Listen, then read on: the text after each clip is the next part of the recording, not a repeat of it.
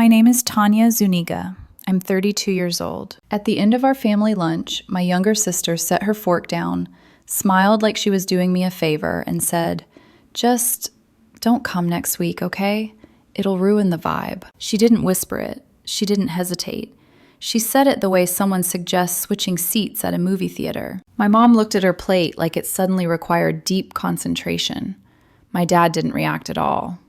No correction, no awkward laugh, not even a weak, "Come on." I smiled. Not because I was okay, but because I knew the rules.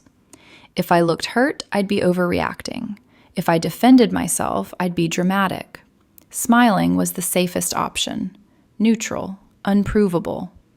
It let them believe I didn't care. But inside, something shifted. It felt surreal, like I'd stepped into a parallel universe where my younger sister was suddenly in charge of family decisions, and I was some distant relative who got a pity invite out of obligation. The table went quiet, but not the kind of quiet where someone steps in to fix things.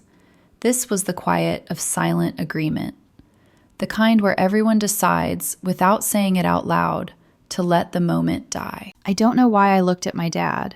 I guess some part of me still hoped. He didn't meet my eyes. I honestly can't remember the last time he stood up for me. I finished my drink, smiled again, and excused myself like nothing had happened. I hugged my mom. I waved at my sister. I even joked about traffic on the way out. That night, I went home and opened my laptop. For years, I've been the reliable one, the planner, the backup, the flexible one, the one who doesn't have kids yet or big responsibilities, so I can cover more, right? I'm the one who booked the group tour, negotiated the villa, prepaid the excursions, opened the joint travel card so no one would get hit with late fees, downloaded the insurance documents, created the itinerary everyone praised without noticing who made it. That night, I canceled it all. The group tour disappeared first. Gone with one click.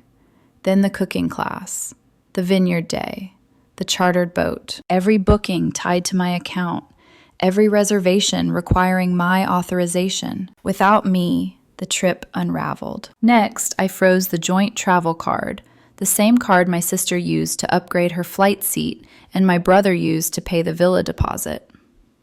I removed myself from the travel insurance policy and flagged the airline tickets under my name for fraud review. You can't check in online when the cardholder reports unauthorized use. I made sure of that. The silence afterward was almost peaceful until check-in day. I was on my couch, half watching a show, when my phone buzzed. Dad called once. I ignored it. Twice. Declined. The third time went to voicemail. Then a text from my brother lit up the screen. "We can't board. What did you do?" I stared at it for a long moment before typing a single line. "Enjoy the vibe." And without closing the thread, I opened my banking app and canceled the automatic rent payment I'd been sending to his landlord. $700 a month for 2 years. Not anymore. That part hurt more than I expected. Not just because of the money, but because I truly believed for a long time that my family saw me. But that lunch proved the truth. I wasn't part of the family trip.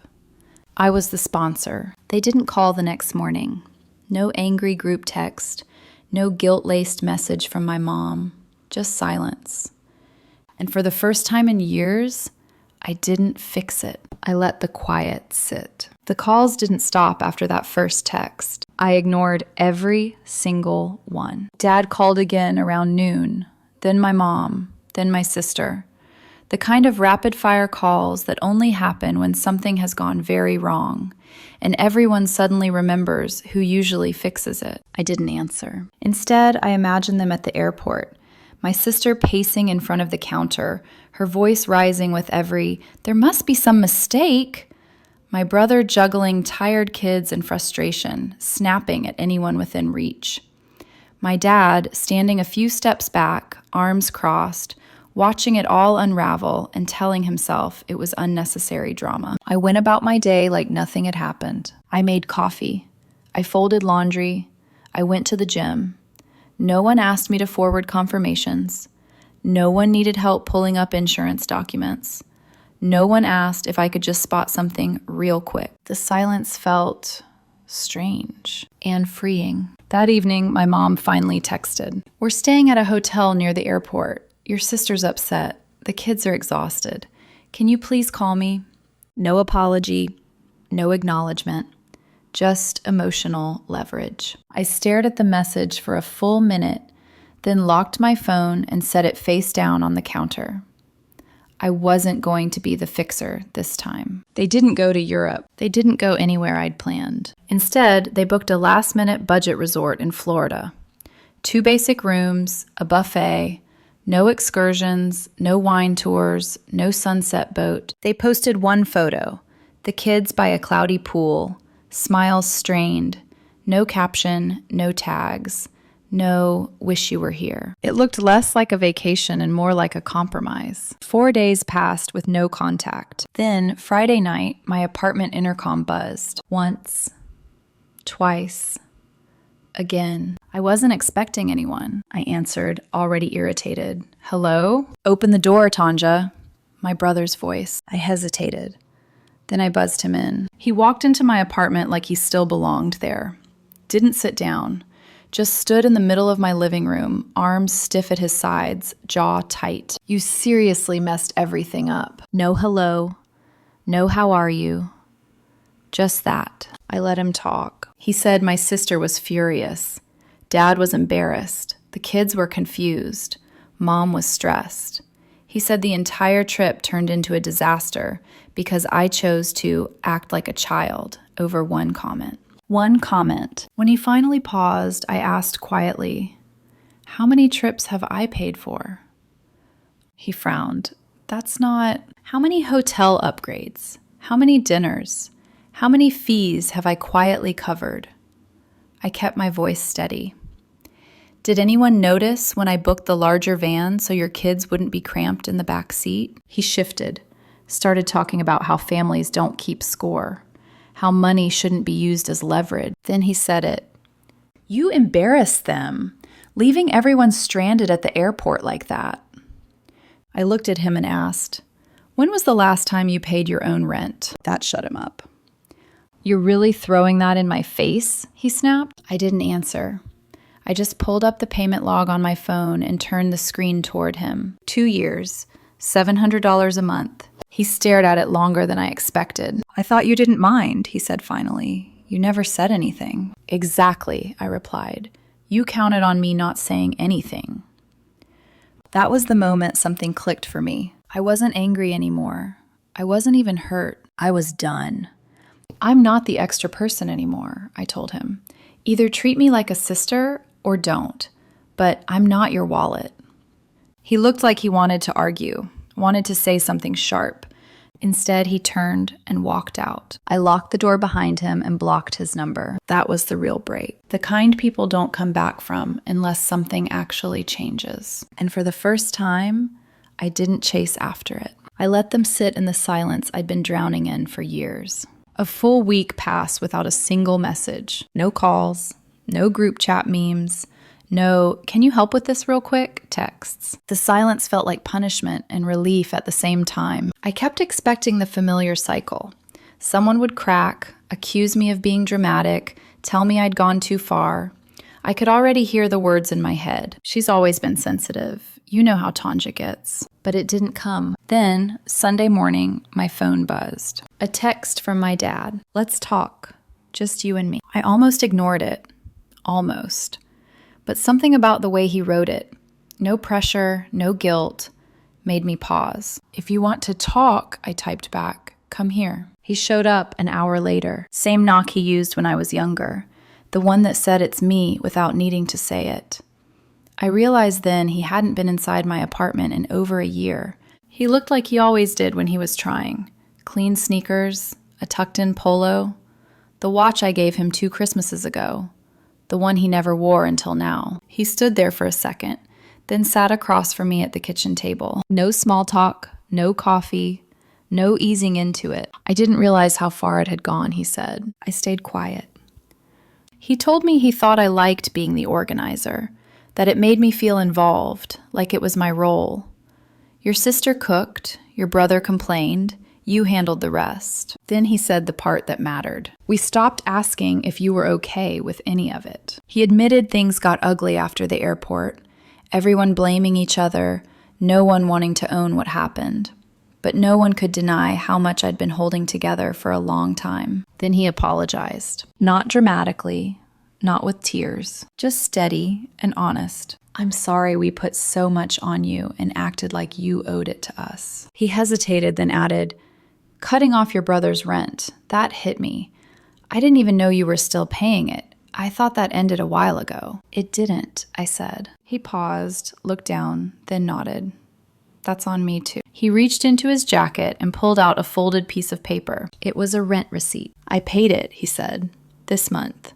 He has to figure it out from here. I stared at that receipt longer than necessary. In our family, that wasn't just a piece of paper. That was weight being taken off my shoulders for the first time. Before he left, he said he wasn't expecting forgiveness overnight. He just wanted me to know someone finally heard me. At the door, he stopped and turned back. You were never just the one without kids, he said quietly. You're part of this family. We're going to fix how we show it. The next day, my sister came over unannounced. I almost didn't open the door. She held a bag from the deli I liked, the one she always complained about. She looked uncomfortable, smaller somehow. I said something awful, she admitted. I was overwhelmed, and you were the easiest target. She called me the safe one, the one who always showed up, always paid, always planned. Then she slid a check across the table. For the last few trips, she said, I don't want my kids thinking you're just the aunt who pays for things. Before she left, she told me Dad made everyone sit down and go over everything I'd done, even pulled out receipts. That night, I texted the family group chat. We need to talk, all of us, at my place. You'll listen first. Replies came fast. Everyone agreed. When they arrived, no one was late. That alone told me something had changed. They stood outside my door like people waiting for a verdict. No jokes, no excuses, no one scrolling their phone. When I let them in, everyone sat where there was space. No one claimed the couch. No one reached for snacks. It felt less like a family gathering and more like a reckoning. I'm not your backup plan, I said, and I'm not your wallet. No one interrupted. I'm your daughter, your sister, your family. And for years, I've been treated like an accessory, useful when needed, invisible when not. I listed it all. The trips, the rent, the flights, the upgrades, the silence when I was excluded, the way no one checked in when I carried more than I should have. This time, no one defended themselves. My sister stared at her hands. My mom pressed her lips together, eyes glossy. My dad stayed still, listening. My brother spoke first. You're right, he said. I should have said something when she made that comment. I didn't think you'd actually pull out. That's the problem, I replied. You counted on me not pulling out. He nodded. No excuses. My sister spoke next, quietly. She said she'd convinced herself an apology later would make it right, like it always had. But when the trip collapsed, she realized how much I'd been carrying without complaint. We never asked what it was costing you, she said. She slid another check across the table. $1,300. It's not everything, but it's a start. Then something I didn't expect happened. My brother stood up, opened his banking app, and turned the screen toward me. I paid my rent, he said, from my account. I picked up a second job. It's long overdue. My mom finally spoke. I told myself it was okay because you had more, she said softly. But we took more because we thought we could. My dad took a breath. I saw what your sister said that day, he admitted, and I stayed quiet. We made you carry too much for too long. That ends now. I told them I wouldn't come on the next trip, not out of anger, but because I needed to see the change hold. No one argued. That's fair, my dad said. When they left, I locked the door and leaned against it, exhausted, but lighter than I'd felt in years. 3 quiet months passed. No frantic messages, no requests, no assumptions. I hiked, I read, I took long walks without checking my phone. The space felt unfamiliar at first. Then it felt like freedom. They went on a lake trip in June without me. My sister sent a photo, no filters, no caption. Missed you. I believed her. My brother sent a screenshot. Rent paid in full. You were right. Then my dad called. We want to plan a vacation, he said. Equal shares, no assumptions. I didn't say yes. I'll think about it, I replied. And that was enough.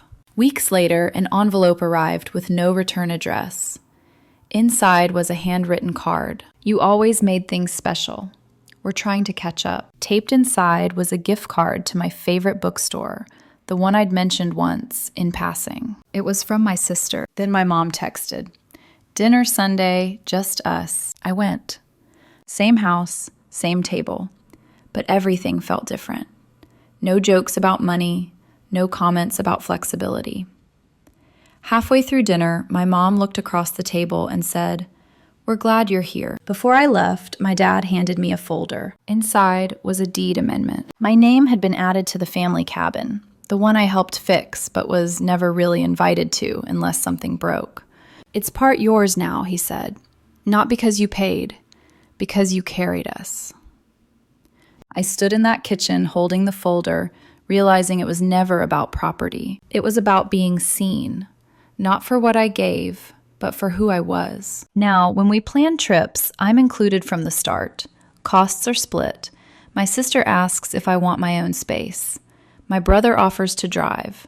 My dad says, send your availability first. It took silence. It took hurt. But now they ask. They listen.